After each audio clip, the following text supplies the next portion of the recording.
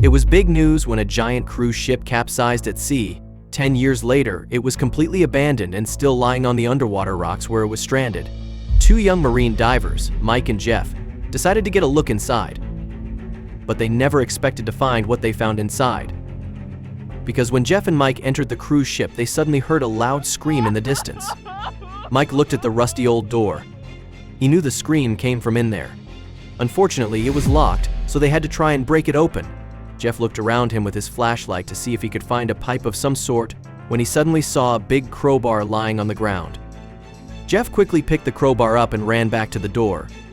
He leaned back, knowing he only had one shot at getting this lock open, and slammed the crowbar down onto the lock. A loud bang thundered through the ship, the lock fell to the ground, and Mike quickly flung the door open. They could not believe what they saw inside. Now the screaming suddenly made so much sense to them. They knew they had to call the police immediately. But what did the divers find on the cruise ship? Where did the strange screaming come from? And why did the police need to get involved? But before we start, smash the like button, subscribe, and don't forget the notification bell so you never miss any of our upcoming stories. Jeff and Mike knew that nobody was allowed near the half-sunken cruise ship, but they did not care. But from the moment they saw it, they wanted to get on it to check it out. And so the young divers set out in the early morning when nobody was going to stop them. The ship didn't look very sturdy, and who knows what they would find inside.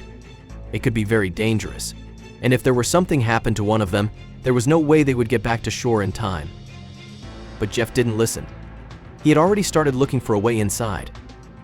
As the ship was tilted, part of the upper deck lay in the water, so they could climb onto it and search for a door.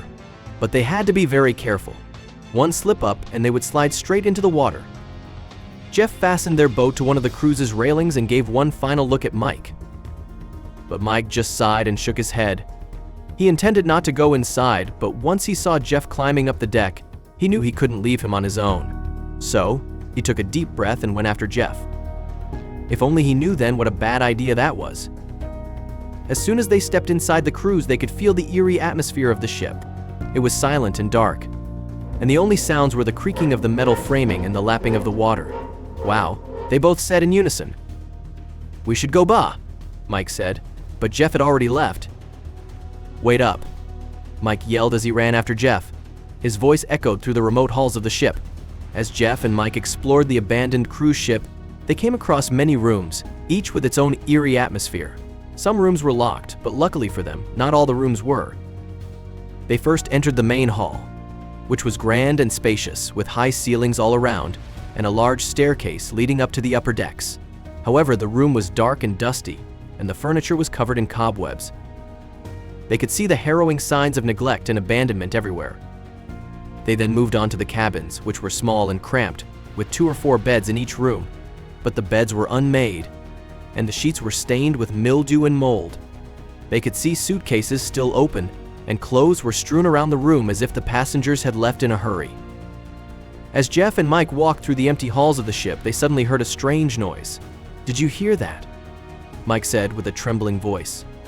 But Jeff seemed unfazed. He just shrugged his shoulders and moved on. But Jeff would soon find out what was really going on.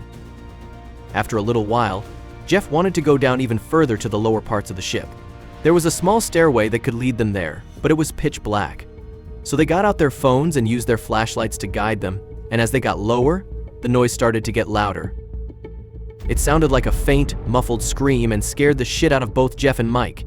They looked at each other with fear in their eyes, but knew they had to go further to investigate. Suddenly, the staircase ended, and they were in the mechanical section of the ship. They could hear the water drip down, and there was a little layer of water they had to walk through. They tried to be as quiet as possible so that they could follow the muffled sound, but the sound echoed through the ship. This made locating where the sound came from even harder. They walked deeper and deeper into the ship, and Mike was full of anxiety.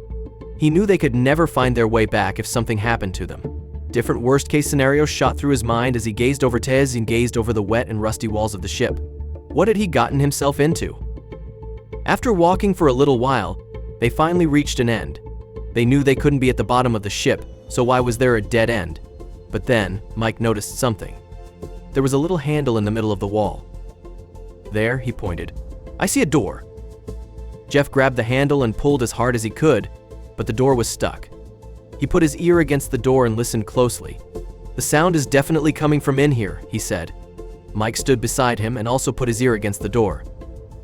"I can hear it, but how will we get in?" Suddenly, they heard something that almost made their hearts stop. A boat was approaching the ship, and they could hear muffled sounds of men angrily speaking to each other.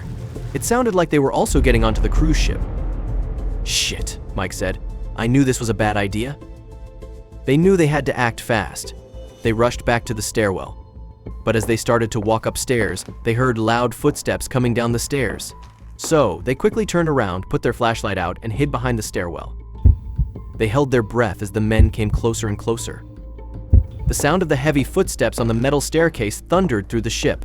They watched as 3 men came down the stairs and walked straight to the locked door. As the men opened the door, the muffled scream got louder, and Mike got a glimpse of what was going on inside. "Shit," he whispered. "We have to get out of here and quickly." Jeff looked at him with a worried look on his face. "What did you see, Mike? Who was inside that room?" But Mike didn't say anything. That scream sounded like it came from a woman. "We have to help her." Mike sighed as he knew Jeff was right. But this situation just got a whole lot worse.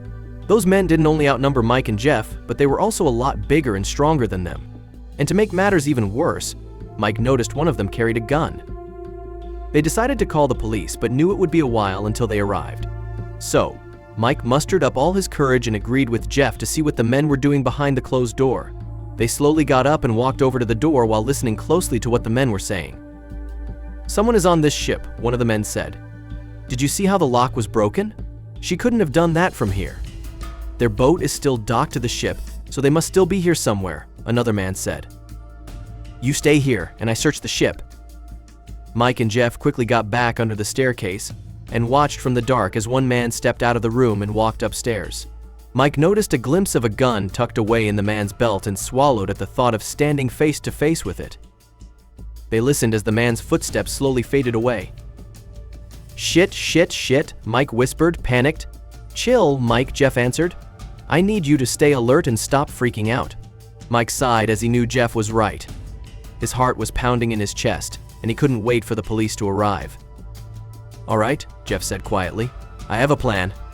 We have to lure that man out of the room, and at the same time, distract the man upstairs searching for us," Jeff said. "But how can we do that? We're only with the 2 of us," Mike answered. "Just follow my lead."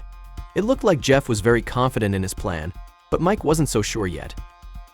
Jeff looked around him in the dark. Mike was confused about what he was searching for, but soon realized when Jeff held up a big rock. Mike was about to say something, but Jeff held his finger to his lips and threw the rock at the stairs. A loud bang echoed through the ship. Mike's eyes widened, and Jeff hurried back into the dark. The man left behind in the room rushed outside and ran straight to the stairs. "Derek?" he shouted. "I've got them." The man ran up the stairs, and Jeff and Mike waited until the sound of his footsteps faded away. When they could only hear the muffled sounds of footsteps, Mike and Jeff emerged from the dark and ran to the room. Jeff pulled the heavy door open and got inside, but just as Mike was about to get in, he heard the men returning downstairs. Mike froze, not knowing what to do. He eventually hid behind something, just in time for the men to return. "I really thought I had them, Derek," one man said. "I told you to stay inside the room with her, dumbass," Derek answered. "I'm locking you inside with her, and when I've found the intruders, I'll come back for you." I hope Jeff was able to hide, Mike thought. Derek grabbed a new lock from his pocket and locked his companion inside the room. He then clipped the keys to his belt and went back upstairs. Mike waited for a few minutes, unsure of what to do next, when suddenly a loud noise came from the room. It sounded like someone was rearranging the room, but why? Suddenly, Mike realized what was going on. They were fighting. Mike quickly put his ear to the door and listened. Jeff and the man were definitely fighting, and he could hear a woman screaming too, but it sounded like she had something inside her mouth.